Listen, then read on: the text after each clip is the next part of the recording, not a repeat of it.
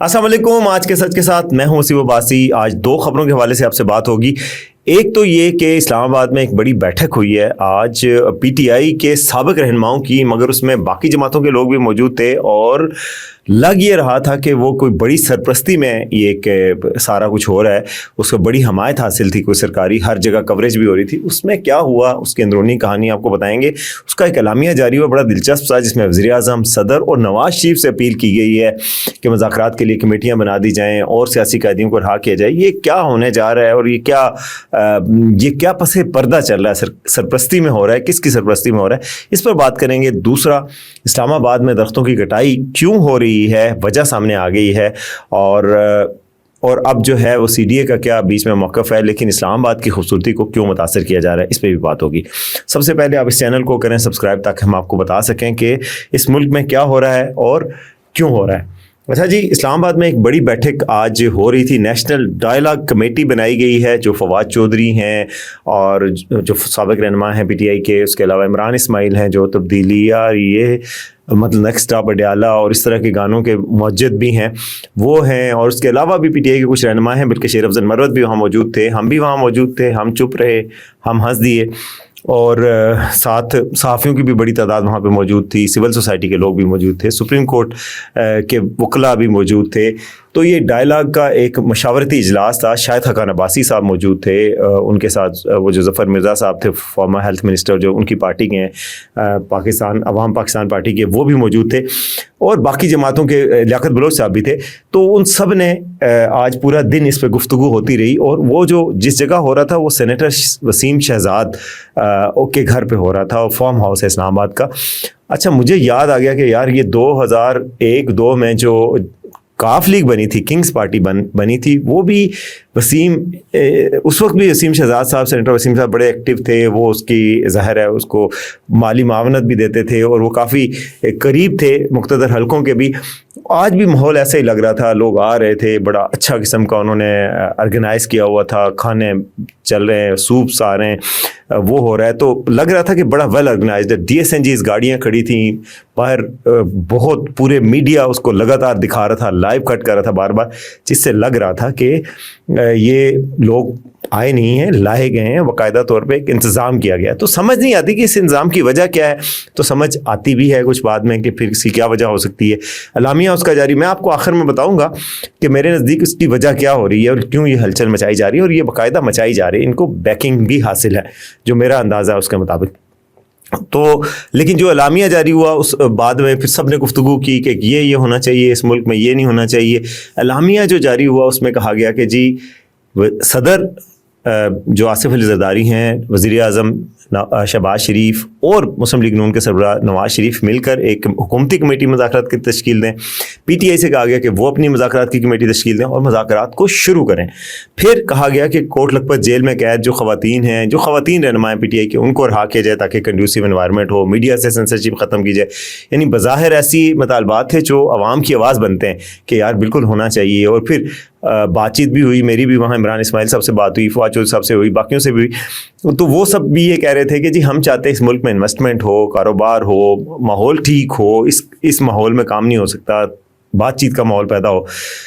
और लेकिन पीटीआई ने बाइकाट कर रखा था और वो जो तहरीक तहफ़्फ़ुज़ आईन पाकिस्तान है अपोजिशन की, जगदई साहब की, वो भी बाइकाट कर रखी थी। नून लीग का भी कोई बड़ा लीडर नहीं था, पीटीआई भी नहीं थी और पीपल्स पार्टी भी नहीं थी, बाकी लोग मौजूद थे जो मैंने आपको जिक्र किया। तो ये डायलॉग और ये सारा कुछ अलामिया तो बड़ा पावरफुल था, मगर ये क्यों हो रहा है जब मैं आपसे बात की और क्या लग रहा है कि ये क्या वजह है, तो ये इसको बाकायदा तौर पे बहुत सरकारी, मुझे जो लगता है पस पर्दा सरपरस्ती हासिल थी किसी न किसी हद तक। क्योंकि जिस तरीके से मीडिया को बुलाया गया, जिस तरीके से ऑर्गेनाइज़ किया गया, जितनी अच्छी उसकी फंडिंग थी, जितना अच्छा वो सारा ऑर्गेनाइज था, वो ऐसे नहीं होता, मतलब होता नहीं है। बहरहाल हमने बात की, इमरान इस्माइल साहब से पूछा कि आपको कोई बैकिंग हासिल है, एस्टेब्लिशमेंट की बैकिंग पे हो रहा है, तो उन्होंने कहा नहीं। लेकिन वहाँ पे मोहम्मद मालिक थे सहाफ़ी सीनियर, उन्होंने कहा कि जी इस चीज़ से भी इंप्रेशन जाता है कि इसको बैकिंग हासिल है कि आप लोगों को फवाद चौधरी साहब को और इमरान इस्माइल साहब को मिलने की इजाज़त दी गई शाह महमूद कुरैशी साहब से कोट लखपत में, और किसी को मिलने की इजाज़त नहीं दी गई।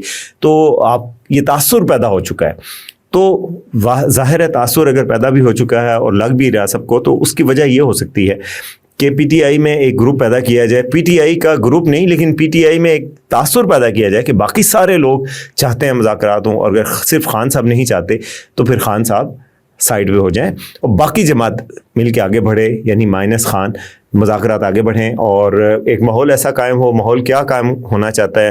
گورنمنٹ چاہتی ہے کہ سیاسی استحکام کی فضا قائم ہو, لوگوں کو پتہ چلے کہ یہاں پہ سیاسی استحکام ہے, انویسٹرز کو پتہ چلے اور پاکستان میں سرمایہ کاری آئے. باقی جو ہے وہ روز روز کے مظاہرے, ایجیٹیشن یہ نہ ہو. پھر دوسری یہ کال دی جا رہی ہے 8 فروری آ رہا ہے الیکشن کی, یعنی کہ الیکشن کی سالگرہ, یا جس کو کوئی برسی کہتا ہے کوئی سالگرہ کہتا ہے, تو وہ آ رہی ہے.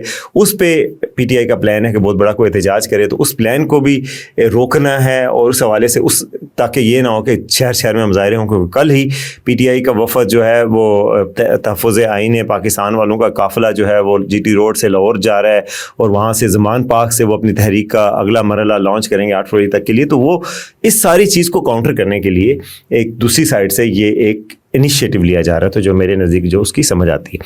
دوسری خبر کی طرف آتے ہیں, اور دوسری خبر ہے جی اسلام آباد میں درخت کیوں کٹ رہے ہیں. آپ دیکھ رہے ہوں گے یہ اسلام آباد میں اگر آپ شکر بڑیاں کی طرف جائیں تو آپ کو بڑی تعداد میں درخت کٹے ہوئے نظر آئیں گے. اسلام آباد آپ کو جو گرین کیپٹل کہا جاتا تھا دنیا کا, وہ گنجا نظر آئے گا, اور آپ کو بڑا افسوس ہوگا کہ یار یہ اس کو کیا ہو گیا. اسلام آباد کے بڑے بڑے صحافی اس پہ آواز اٹھا رہے ہیں, اور وہ آواز بالکل درست اٹھا رہے ہیں. ظاہر ہے یہ کوئی ہوا میں بات نہیں ہو رہی. آپ جا کے دیکھیں تو آپ کو بھی نظر آئے گا. اسلام آباد کا جو فارسٹ کور ہے وہ 656 اسکوائر کلومیٹر تھا 2000 میں, اور اب 259 اسکوائر کلومیٹر ہے 2025 میں, یعنی کہ اس میں کمی آ گئی ہے 6 اسکوائر کلومیٹر کی. اور اسلام آباد میں آپ کو نظر آتا ہے باقاعدہ پولوشن بڑھتی ہوئی. تو سارے لوگ پریشان ہیں جو اسلام آباد کے ہیں کہ بھائی کیا اس شہر کو بھی اب آپ آلودگی کا مرکز بنا دیں گے؟ کراچی اور لاہور جیسا شہر بن جائے گا. یہ شہر دنیا کے بہترین کیپٹلز میں شمار ہوتا ہے. میں واشنگٹن گیا ہوں پہلی دفعہ جب امریکہ گیا ہوں 2016 میں, تو واشنگٹن میں اترا ہوں تو مجھے لگا میں اسلام آباد میں ہی آ گیا ہوں, کیونکہ وہ بھی اس کے اندر پہاڑ ہیں, اس کے اندر ایک جنگل بھی ہیں جیسے شکر پڑیاں یا ہماری کو منال چنال کی طرف جاتے ہوئے راستے ہیں, اور یعنی کہ پہاڑ بھی ہیں, شہر بھی کلین ہے, گلیاں بھی, سڑکیں بھی کھلی, درخت بھی لگے ہوئے ہیں, گرینری بھی ہے, پارکس بھی ہیں.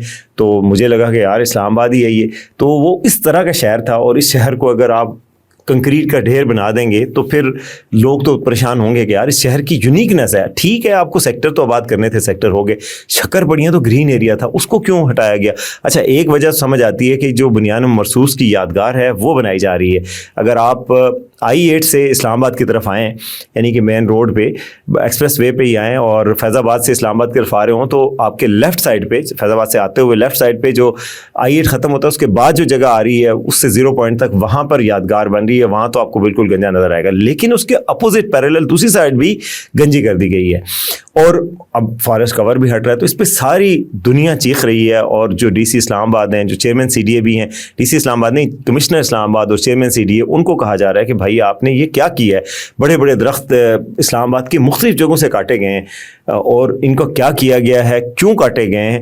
کوئی جواب تسلی بخش نہیں. جواب ہے, انہوں نے جواب دیا کہ جی پیپر ملبری جو پولن کاز کرتے ہیں, پولن الرجی, وہ درخت کاٹے گئے ہیں. لیکن کوئی بھی ایسی جگہ اسلام آباد میں نہیں ہے جہاں پہ صرف پولن کے درخت لگے ہوں, بلکہ اور بھی درخت ہوتے ہیں. تو درخت تو سارے صاف کر دیے گئے ہیں. تو یہ تو کوئی دلیل نہیں ہے. میرے عزیز بھی ہیں اور ڈان کے بڑے سینئر رپورٹر ہیں کاشف عباسی, ان کی کل ڈان میں سٹوری چھپی ہے کہ بالڈ اینڈ بیرن اسلام آباد کر دیا. تو انہوں نے باقاعدہ اس پہ لوگوں سے بات کر کے باقاعدہ طور پہ خبر کر کے بتایا کہ یہ ڈی بنک کیا میتھ کہ بھائی یہ پیپر ملبری نہیں ہے. سی ڈی اے نے اب مہم چلا رکھی ہے, یعنی میڈیا مہم, کہ بھائی نہیں ہم نے تو بڑا وہ کیا ہوا ہے, ایک درخت کٹے گا 3 لگیں گے. اب ظاہر پریشر میں آ گئے کیونکہ اسلام آباد جاگ چکا ہے. اسلام آباد کے سارے لوگ اب بول رہے ہیں اس بات پر, اور باتیں ہو رہی ہیں کہ چیئرمین سی ڈی اے شاید اب اپنی پوسٹ پہ نہیں رہ سکیں گے کیونکہ ان کے خلاف یہ بہت بڑی چارج شیٹ ہے. مگر مجھے نہیں لگتا کہ شاید ان کو پھر بھی ہٹایا جائے گا. بڑی ان کا یہ ہے کہ ان کے تعلقات محسن نقوی صاحب سے, محسن نقوی صاحب کے تعلقات بہت اچھی جگہوں پہ ہیں. تو کون ان کو ہٹائے گا, اور پھر وہ کیوں ہٹیں گے جبکہ وہ یادگار بنا رہے ہیں اور باقی چیزوں کو بھی پل بنا رہے ہیں, پتہ نہیں کیا کیا چیزیں بنا رہے ہیں. اور وہ جس طرح کا ان کا کانفیڈنس ہے, جس طریقے سے وہ بات کرتے ہیں, اس سے تو نہیں لگتا کہ ان کو کوئی خطرہ ہے یا ان کی کرسی کو خطرہ ہے. چاہے ہم چیخیں پیٹیں, روئیں پیٹیں, چیخیں عوام, مگر ان کی کرسی کو بظاہر ابھی تک کوئی خطرہ نہیں ہے. آج محسن نقوی صاحب نے کوئی کہا ہے کہ جو میسو کٹنگ ہوئی ہے ٹریز کی, اس کی نوٹس لیا ہے اور کہا ہے کہ جی مجھے رپورٹ پیش کی جائے. مگر جو اطلاعات ہیں ان کے مطابق محسن نقوی صاحب اور اس وقت کے کمشنر جو رنداوا صاحب ہیں ان کے اچھے تعلقات ہیں، تو مجھے تو بہرحال کچھ ہوتا ہوا نظر نہیں آ رہا سوائے اس کے کہ شاید اب درختوں کے لگانے کا عمل تیز ہو جائے، شجر کاری، اور یہ ضروری بات ہے اور یہ اچھے ایشوز ہوتے ہیں جس پہ عوام کو اٹھ کھڑے ہونا چاہیے، اور اسلام آباد کو دوبارہ سے اسی طرح کا گرین کیپٹل بننے کے لیے کوششیں سب کو کرنی چاہیے۔ تو اب تک کے لیے اتنا ہی، امید ہے آپ کو آج کا ویلاگ پسند آئے گا۔ دیکھتے رہیں آج کا سچ۔